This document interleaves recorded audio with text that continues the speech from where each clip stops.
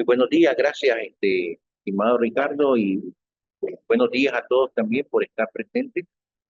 Pues el día de hoy voy a compartir con ustedes esta ponencia con el fin de, en primer lugar, pues de agradecer al colegio que me ha dado chance de expresar mis ideas en un momento que es vital para lo que el tema del Congreso lo hable, el tema de conocimiento. Ese tema de conocimiento para mí es un ángulo de mi presentación, lo van a ver, y tecnología. Ética está entre todos, pero creo de que por ese punto voy a avanzar en la presentación. Bueno, voy a compartirle esta presentación y aperturo la presentación que estamos hablando de un contexto de aprendizaje. Y el contexto de aprendizaje es muy importante porque quería diferenciar entre lo que es conocimiento y aprendizaje. El conocimiento es un recurso y otro que no es un recurso, no lo consideran en las nuevas discusiones de teoría administrativa, porque más que recurso es un bien, bien. Y hay toda una discusión en el tema de cómo crear conocimiento, hasta hablamos de sociedad de la información, sociedad del conocimiento. También se hablan de sociedad del aprendizaje. Este es un economista, Stiglitz, que fue director del Banco Mundial, tiene un libro que se habla de sociedades del aprendizaje. Entonces hay una discusión, ustedes pueden buscarla por lado. Y también quería ese triángulo que tienen ahí presente, quería hacer el punto, se le llama el modelo datos, información, conocimiento, sabiduría, TICS. Entonces, el triángulo lo que hace ver es que los datos es lo más abundante que tenemos. Y hay una diferenciación entre lo que es datos e información.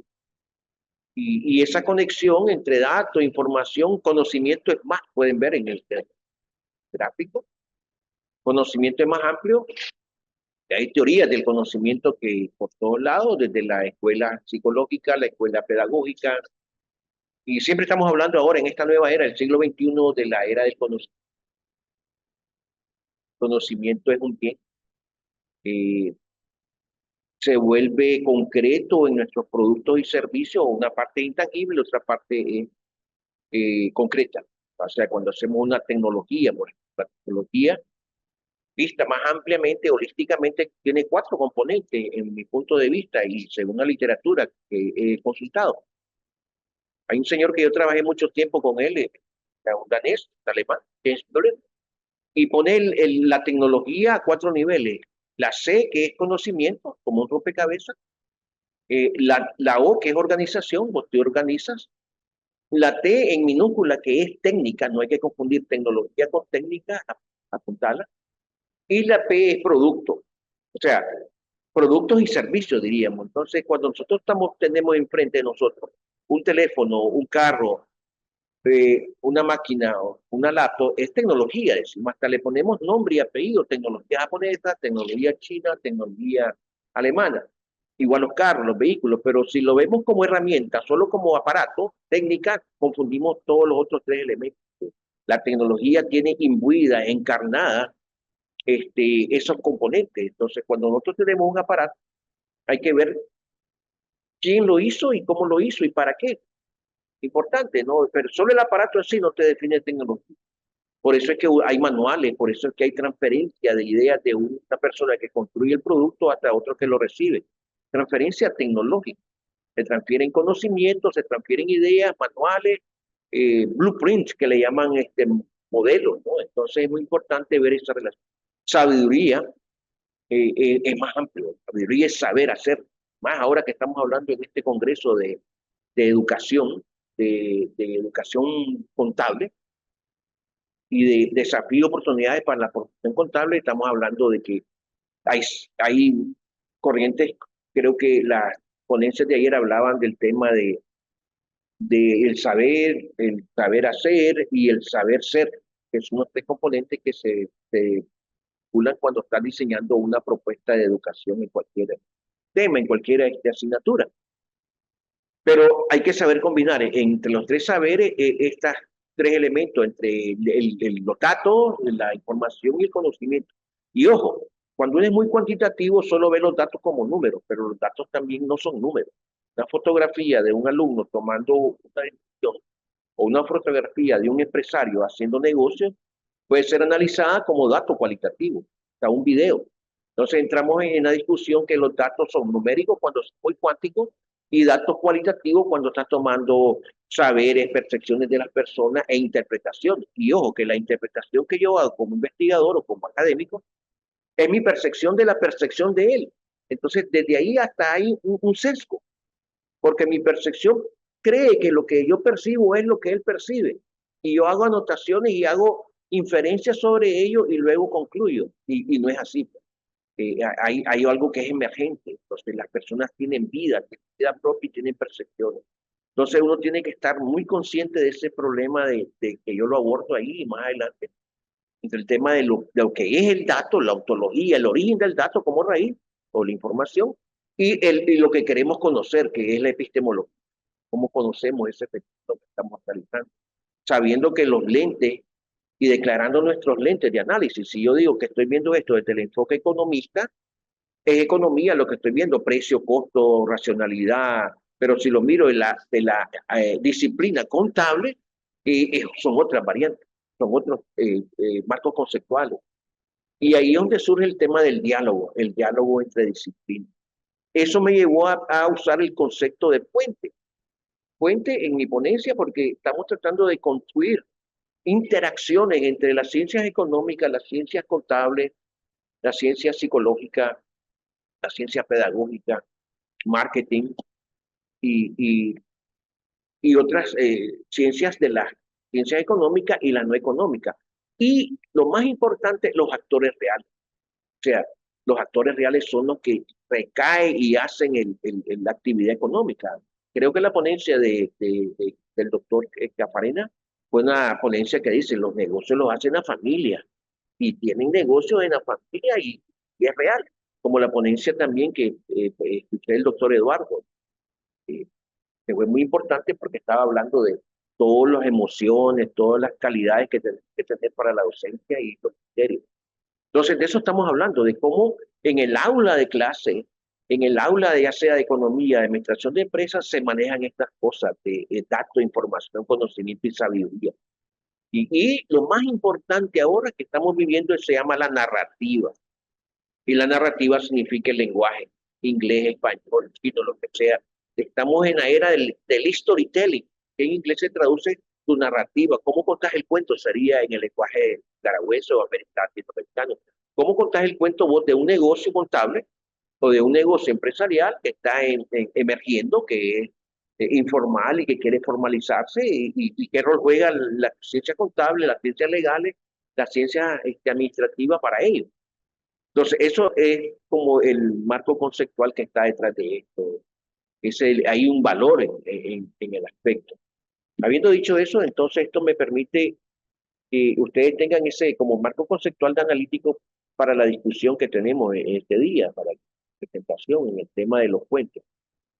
Evidentemente que el punto que traer a colación es que todavía estamos viviendo, sin embargo, en nuestra educación, modelos escolásticos de educación. Ustedes pueden ver, de más clara, al lado izquierdo tengo una foto que revela cómo era la educación escolástica. Estaba el cura por un lado y los alumnos por otro lado. En esa forma se mantiene en el siglo XX, están profesores en un lado y los alumnos en el mismo formato. No ha cambiado mucho. Y el tránsito que queremos hacer a una forma liberadora de educación que permita mayor interacción entre el docente y el docente, inclusive hasta el cambio de lenguaje. La alumni dicen o alumno quiere decir sin luz, y el que tiene la luz es el profesor. Entonces esa educación vertical tiene que ser objeto de cambio. Y el argumento es que necesitamos una transformación profunda de esa estructura que todavía está vigente en nuestras aulas de clase, en nuestras formas de proceder, en nuestras interacciones con el alumno, que ahora en el siglo XXI se le pide que sea menos pasivo, que sea más activo. Y a nosotros como docentes nos pide que tengamos estructuras más dinámicas, más flexibles, y que inciten a un aprendizaje significativo. Ese es el otro lado del concepto que está en esta presentación. Y aquí, pues, yo soy economista y he de reconocerlo, el tema de educación, de pedagogía, de didáctica, me ha llevado a ese campo, como economista, a buscar literatura que me diga cómo procedo yo para hacer la enseñanza en mi aula de clase, cómo tomo criterios de tipo pedagógico, didáctico, cómo interpreto lo que el muchacho tiene, cómo evoca a un alumno. Y aquí, presentación, eh, se alimenta de un libro que lo encontré, la historia del libro, cómo lo compré. Es interesante, entré por casualidad, no por casualidad, entré para ver que había una librería de frente a la UNI, en Nicaragua, y encontré un libro que era de una señora que se llama Chantal Evans. Entonces se llama, un libro de gestión mental, una nueva forma de ver y escuchar en pedagogía. Entonces este librito que traía imágenes, me gustó porque las imágenes ayudan. La imagen es un concepto, una metáfora que te ayuda a comprender el fenómeno. Por eso es que hablamos de estrategias de didácticas, de mapa conceptual, cuadros sinópticos, cómo tomamos notas. Todo eso es muy importante a la hora de hacer tu comprensión de un tema, tu reflexión sobre un tema y tu aprehensión del tema. Entonces, eso me llevó a este tema de Chantal Ébano, y discutir, pues, ese cuadro que está ahí en la presentación, discute qué es la finalidad de la aula medieval y la aula del siglo XXI, qué esperamos en la comparación. Entonces ahora estamos hablando de la finalidad es formar integralmente a nuestros alumnos, a nuestros docentes, y porque son el capital humano que va a estar liderando las empresas en Nicaragua, liderando en cualquier país las empresas, las organizaciones. Entonces estamos hablando de competencia, empleabilidad, la finalidad, mientras que la finalidad en la aula escolástica era la preservación de saberes y quedaba escolásticamente, solo ciertas élites la podían llevar. El acceso también era muy restringido. Ahora estamos hablando de tendencias de universalidad, inclusión social, equidad en la educación. Nuestro país está en esa ruta, ¿no? La equidad en educación, el acceso a la educación, y muchos países siempre este es un objetivo de desarrollo, sabiendo que la educación y el conocimiento son las variables clave o los factores clave para palanquear la productividad de un país, la competencia.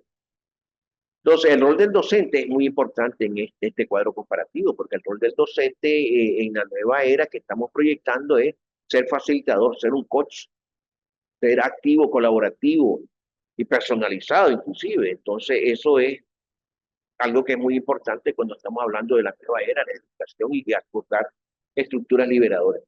Quiero detenerme aquí porque el tema de estructura liberadora es también otro libro que se llama Estructuras Liberadoras. Ustedes pueden buscarlo en internet. Y me he vinculado a este libro, que es de unos checos, y el libro propone 32 estructuras liberadoras para aplicarlas en el aula de clase. Y yo he practicado algunas de ellas, las que estoy haciendo énfasis y que he practicado más en mi aula de clase con mis alumnos en asignatura. Es una estructura liberadora que se llama 1, 2, 4, todo.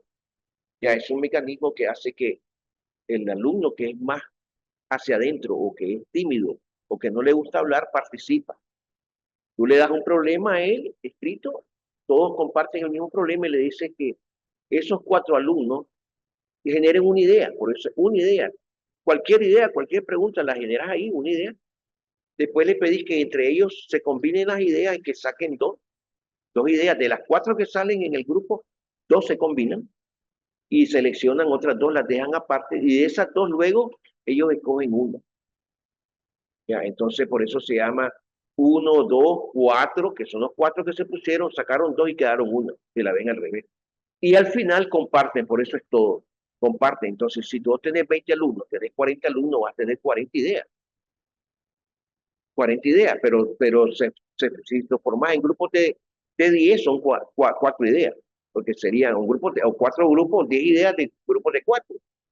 Puede ser de 5, pero sale una, entonces el grupo comparte. Ya tu clase no es una clase vertical, es una clase más distribuida, más horizontal, más flexible. Entonces el alumno que no quiere participar dejó escrita su idea en el documento, la pone y la defiende y se comparte. Entonces esa es una forma de aplicar varias estructuras liberadoras que ayudan a facilitar tu rol docente como tal, de ser un facilitador que sabe interactuar con los alumnos, sabe movilizar su evocación de conocimiento, su idea, y lo estamos viendo hacia una forma más, diríamos, a complementar sus conocimientos que trae y aprender de otra manera o a vincularse de otra manera, a colaborar, a saber quién es el líder en el grupo. Y eso te lleva a lo que se llaman conocimientos significativos, aprendizajes significativos. No partir de cero. Él trae ciertos modos operandi, modo de ser, percepciones, y cuando mira que le ayuda, entonces es significativo para él. Activa ese nuevo aprendizaje que se va complementando. Entonces es muy importante el tema del rol del estudiante, un estudiante que es protagonista de un proyecto y la resolución de problemas con co-creación, ahí hay co-creación en esa estructura facilitadora, están co-creando, están tomando ideas, el profesor está facilitando y hay un diálogo. Entonces es muy liberador esa estructura. Evidentemente tenés que tener planificación, tenés que tener objetivos, claro, tenés que hacer una declaración de cuáles son los objetivos, cuáles son los esperados, eso ya es la planificación de tu didáctica y tu estrategia evaluadora. Entonces, podemos ver que el currículum de la pedagogía aquí es basada en competencia, aprendizaje basado en problemas, aprendizaje basado en proyectos, aprendizaje también que trata de diseñar una nueva aula virtual, un nuevo aprendizaje. Entonces, hay varias técnicas de aprendizaje que se pueden integrar y en la discusión. También el currículum, pues el currículum pasa a ser más flexible, interdisciplinar, contextos reales, estudios de casos reales.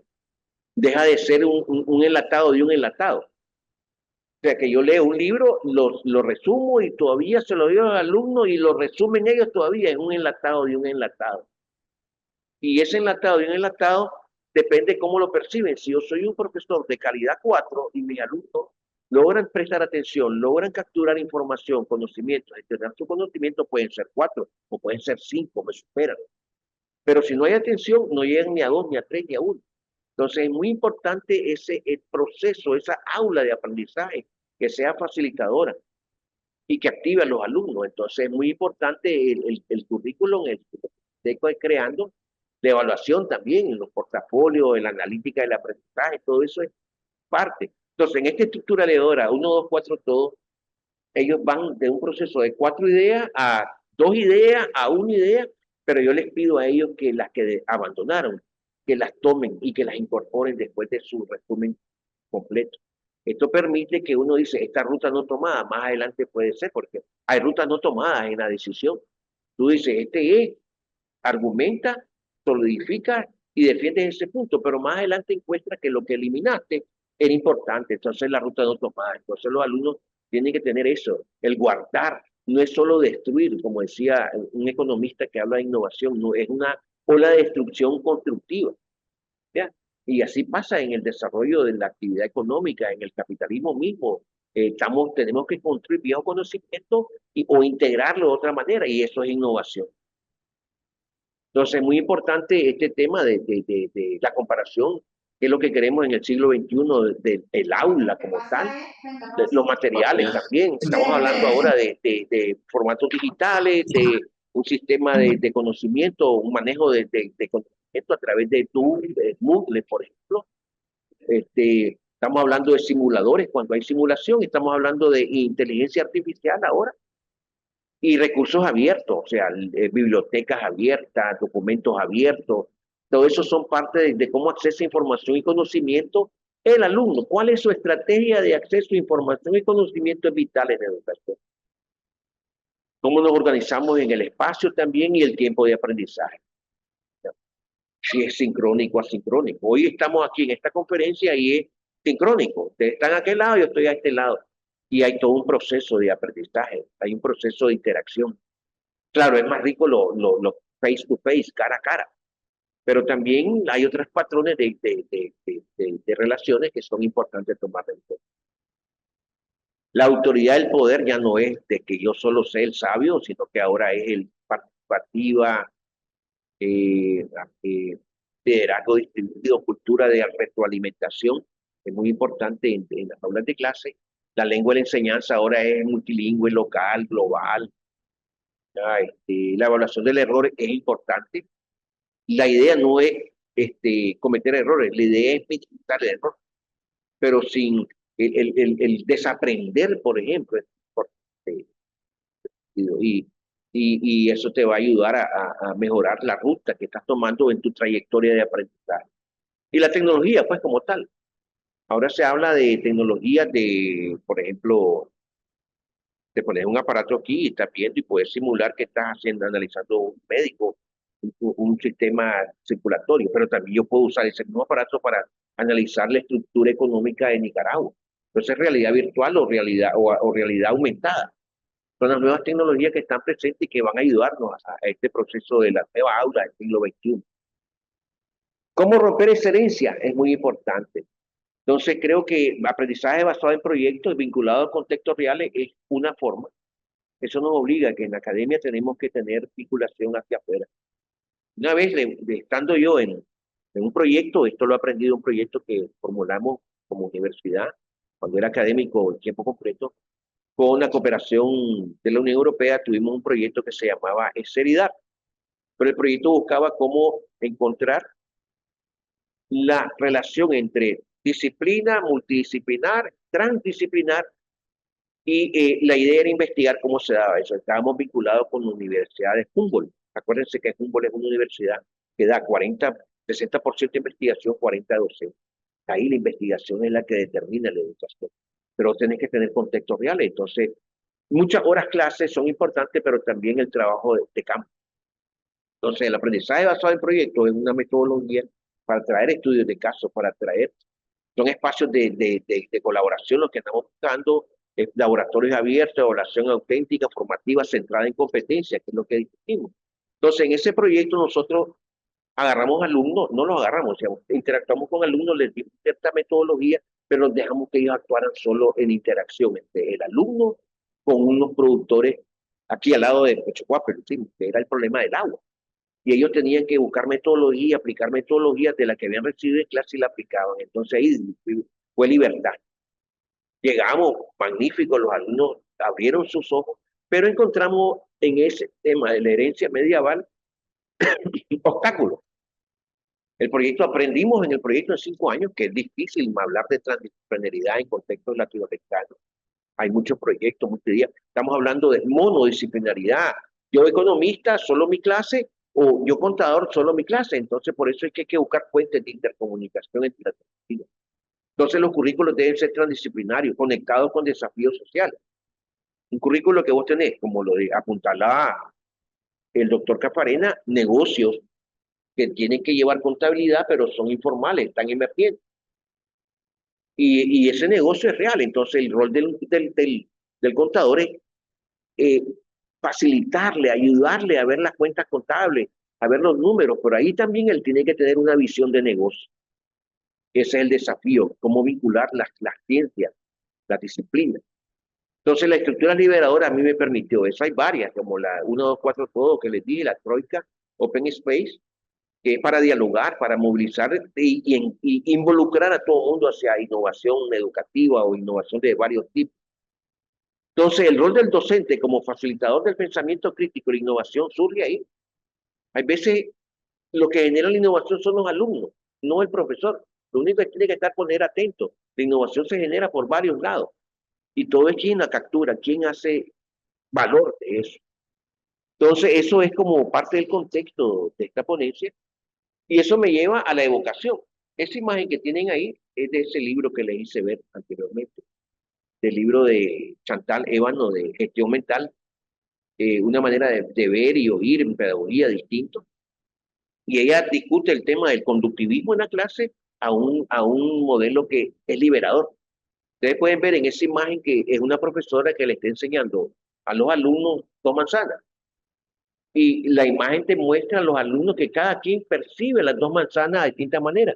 Uno piensa en la manzana, le imagina, está evocando la manzana, está haciendo un gesto mental.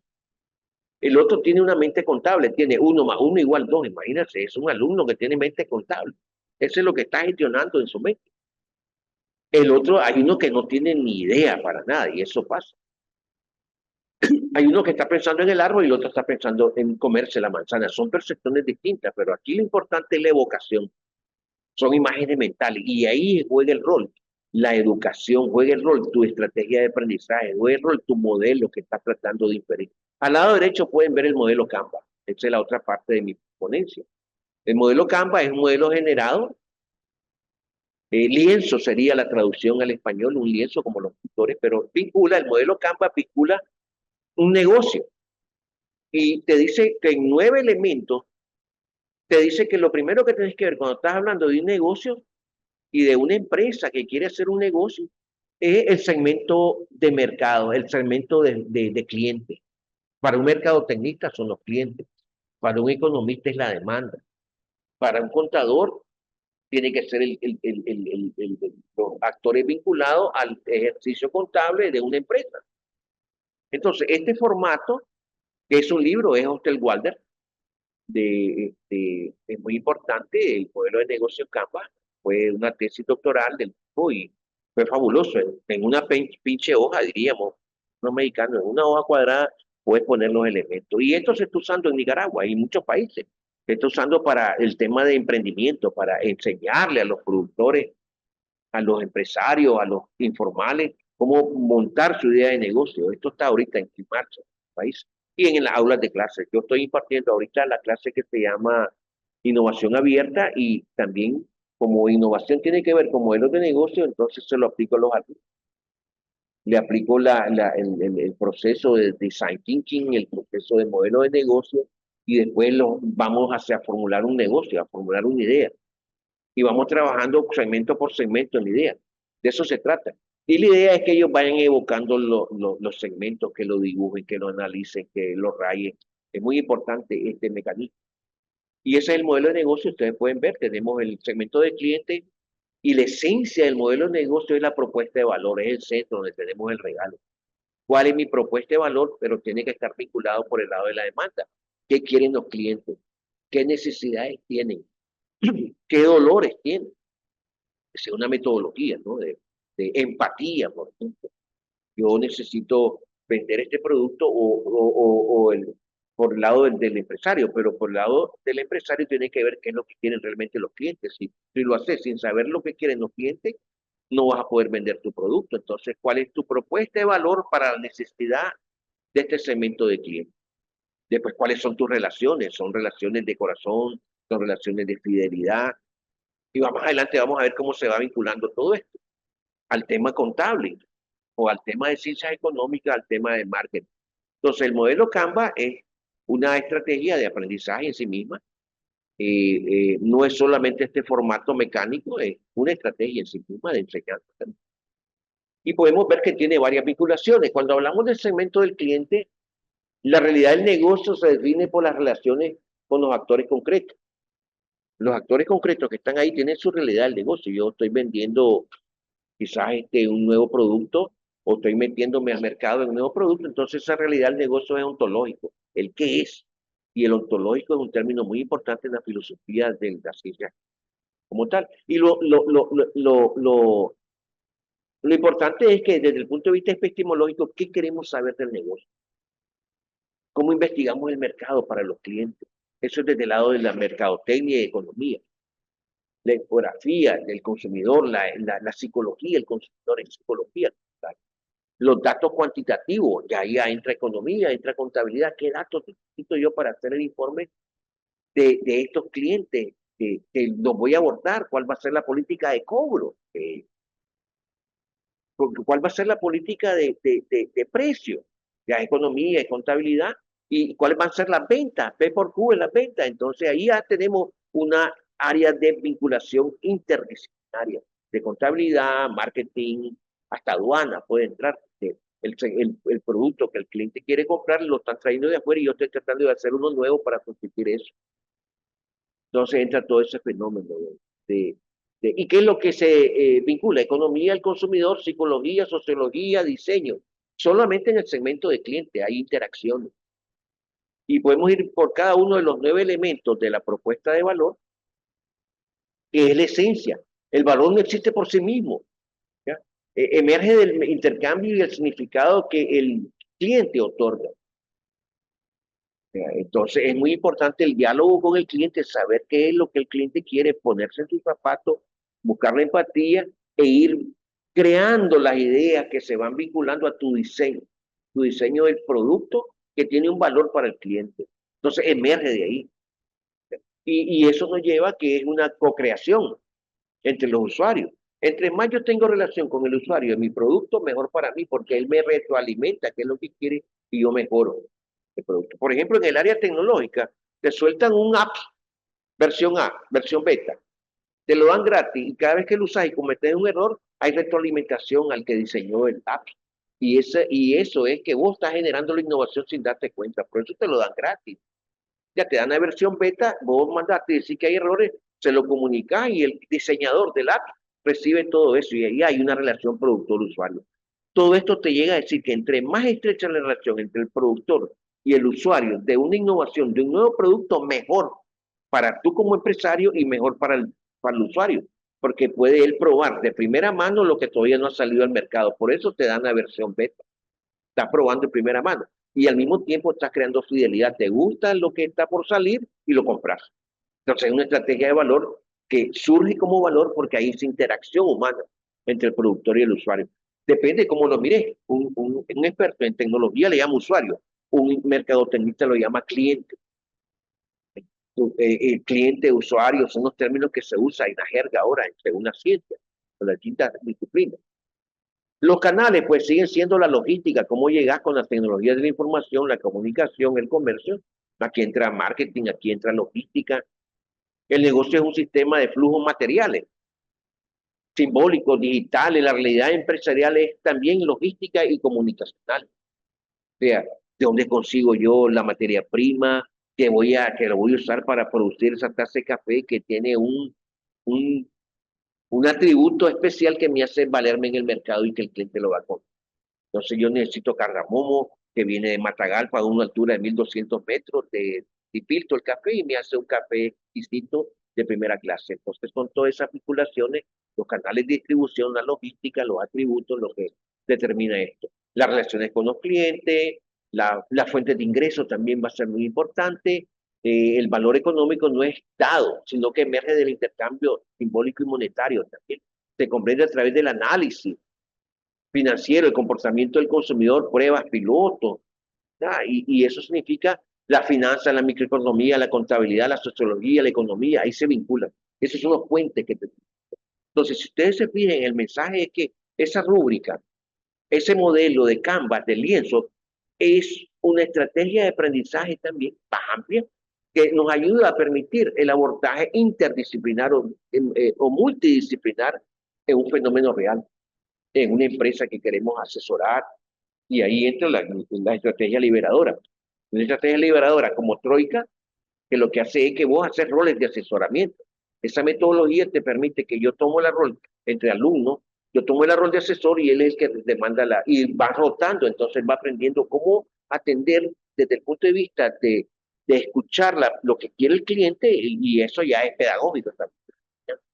Entonces es muy importante esta comparación entre lo que queremos, de dónde emerge el conocimiento, la ontología del conocimiento y la epistemología, de cómo nosotros vamos hacia la hoja de la rama, del árbol, para ver qué queremos aprender de ese árbol de conocimiento. Entonces, por ejemplo, el segmento de clientes, como les dije, marketing, van las personas, economía ve la demanda, ve las elasticidades. Un economista se le enseña a ver las elasticidades. ¿Cuánto es el porcentaje de cambio? De que cambió una cantidad demandada al cambiar un porcentaje de cambio, perdona la redundancia, de los precios. Entonces vos salís si es unitaria, no unitaria, y eso es derivada, es matemática lo que está detrás. Para un administrador es la priorización operativa, es tu logística, cómo priorizar la atención al cliente y tu rol como organización. Lo contable ven las políticas comerciales.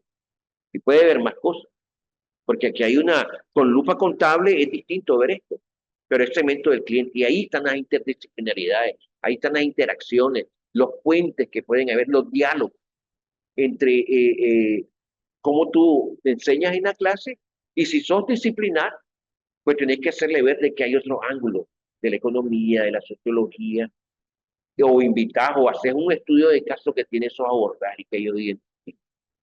Hay limitaciones al modelo de transdisciplinar.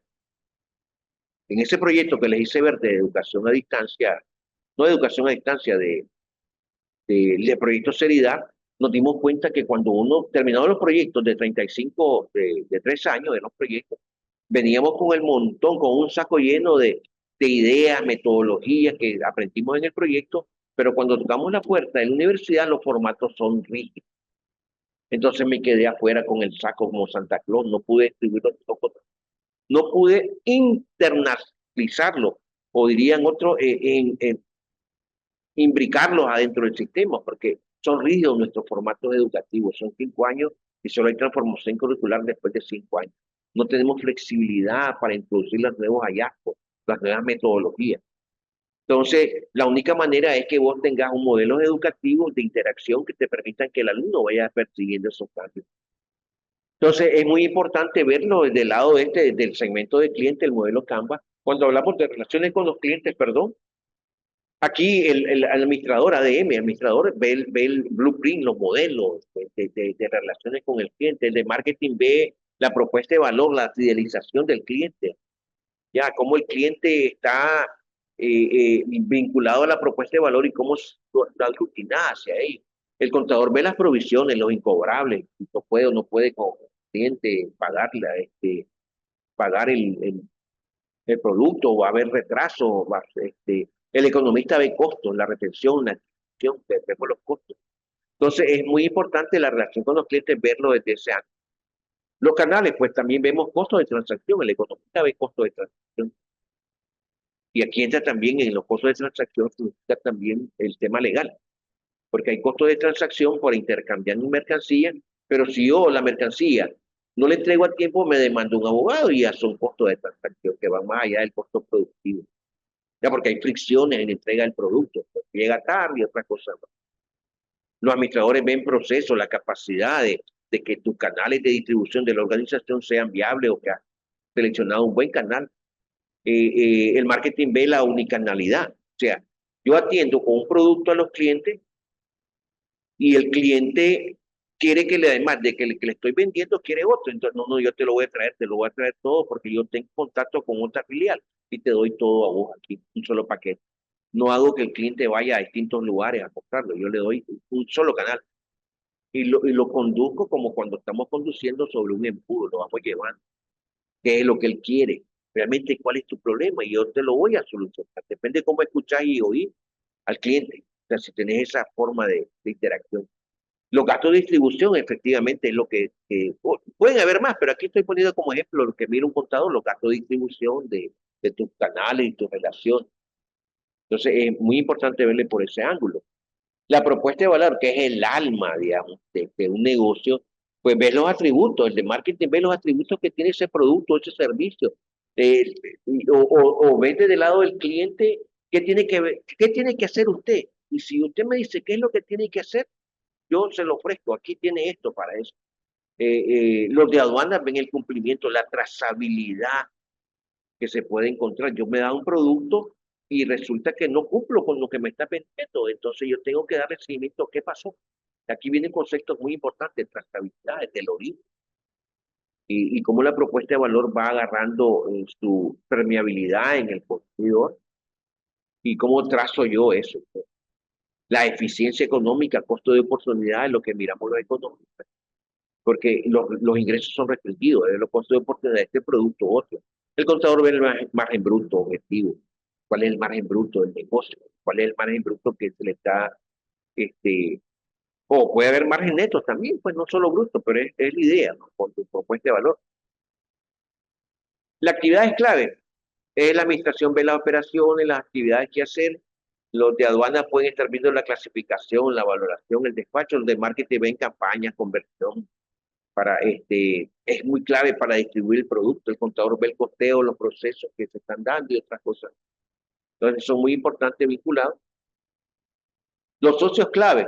Es importante. En un negocio tiene que tener socios. Es el partnership. Son los contratos, la gobernanza, los aduanas ven los agentes, los navieros, la organización operativa, el esposo, el administrativo, aduanal, la contabilidad de las cuentas por pagar, podríamos decir, la economía ve el poder de mercado, la red de distribución, los contactos que tiene, cómo distribuir tu producto. Entonces, son socios clave. Te asociar, trabaja horizontalmente o te vincular verticalmente. Eso lo podemos analizar también independiente. Suponete que es una cooperativa agrícola y entre un contrato con el supermercado Walmart y le exige un montón de mecanismos de gobernanza justo a tiempo, la materia prima tiene que estar a tiempo, estas calidades. Si viene de afuera, también tiene que ver las partes de la importación, exportación, como esto. Los contadores ven las cuentas por pagar y otras cosas más. Entonces es muy importante los socios clave. Los recursos clave también, cómo vas a construir tu producto, la capacidad, la estructura que tú tienes, el software aduanero, si tú eres uno de aduana, tiene que ver el software aduanero para ver cómo está la movilidad del producto, los marcas, los activos relacionales, que son muy importantes para el marketing, y el contador puede ver los activos, la depreciación, es muy importante, y en dependencia de giro del negocio. No es lo mismo hablar de depreciación o de pérdida de valor de un activo si estás hablando de la rama madera mueble o del bosque, te metiste a 10, 20 años a producir teca y resulta que cambió la tasa de interés contable y te cambió todos tus valores de uso actuales o tu flujo de caja y te hizo rentable el negocio. Entonces es muy importante tener esa noción de los activos, la depreciación, el manejo del valor y el tipo de negocio que tenés. Es importante. La estructura de costo, efectivamente, aquí entramos todos de distintos puntos de vista. Para el contador ve los costos fijos, costos variables y otra cosa más. El punto de quiebre, el punto de equilibrio. Los de aduanas ven el flete, el seguro, los aranceles que están circulando, más en actividades económicas internacionales, los acuerdos comerciales. Todo eso va a estar afectado ahora y nosotros como país estamos afectados por los nuevos cambios de reglas de juego comercial. Y siempre estamos a estar frenando en eso. El vendedor ve la capacidad, la logística para que esté justo a tiempo el producto. El economista ve las economías de alcance, el alcance de la economía de escala significa o produzco para 10 zapatos o produzco para 50 zapatos, que es el mercado proyectado, qué alcance tengo regional, local y otras cosas más. Entonces, economías de escala, trabajamos los economistas. Entonces, muy importante la estructura de costo, es el alma de la discusión en términos ya monetarios, números. Y los ingresos, sin ligadura, P por Q, precio por cantidades, la estrategia de precio, tu borde tiene una estrategia de precio para eliminar al cliente, perdón, para eliminar la competencia o otras formas. La estrategia es muy importante a la hora del mercado. La monetización que puede tener el producto desde el marketing, las aduanas ven tributos, importaciones, exportaciones, los impuestos, los aranceles. El contador ve las normas internacionales y los flujos de caja y otras cosas. Entonces, muy importante las fuentes de ingreso en el modelo CAM. Entonces, podemos decir en este momento, y habiéndole mostrado Canvas como una área de interacción académica y de estructuras de enseñanza, de estrategia liberadora, que pueden ser usadas, la 1, 2, 4, todo, que les hice ver ahorita, hay divergencias, ¿no? Y puedes asesorar entre pares también para extrabar hipótesis del modelo de finanzas que estás usando. De un negocio de pequeña escala, porque está surgiendo, pues ahí hay una discusión donde se pueden decir, esta señora no quiere formalizarse, está con cuenta fija, si se formaliza ya está pensando en que tiene que pagar salarios, IR, IMSS. Entonces, eso es una lógica que está sucediendo en nuestro país, pero los alumnos lo perciben y entran en discusión sobre ese modelo de negocio, el modelo de negocio emergente, donde el objetivo de la clase, si es de contabilidad, es ayudarlo a que sepa calcular a este empresario, emprendedor, a que sepa calcular y que sepa tomar riesgo, que sepa construir bien su propuesta de valor o las hipótesis que tú puedas crear al respecto. Y hay otras más que están ahí delegadas, de las 32, creo que estas están más vinculadas como al modelo. El what so what es que es una convergencia rápida para mejorar tu propuesta de valor. ¿Qué si esto? ¿Qué si aquello? Y si cambiamos aquí, ¿qué pasa? Los 9 why es interesante, este es ver el propósito profundo detrás de la necesidad del cliente. Este 9 why se parece a una que es famosa, los 9 por qué. ¿Y por qué esto? Es una relación de causa. ¿Y por qué? ¿Por qué? Entonces, porque hay dos niveles de por qué. El por qué como pregunta y el por qué como respuesta. Entonces, tú tienes que llevar a los alumnos a ese nivel de identificar la causa raíz del fenómeno. Claro, no hay que llegar a tanta profundidad porque hay momentos en que pueden ir causa por la causa por la causa, pero es importante a la hora de la enseñanza. Es más importante el por qué, porque es filosófico, es racional, que el qué y el cómo. Ya cuando planteas el por qué y ves el propósito en cualquier enseñanza. Tenés Troika Consulting, que es reflexión estructurada después del prototipo, entrevistas que se pueden hacer, y otros más que están ahí. Los invito a que busquen esas estructuras liberadoras, ese libro, ahora está en español. Solo lo ponen estructuras liberadoras y le van a salir ahí en internet y la pueden aplicar en su docente.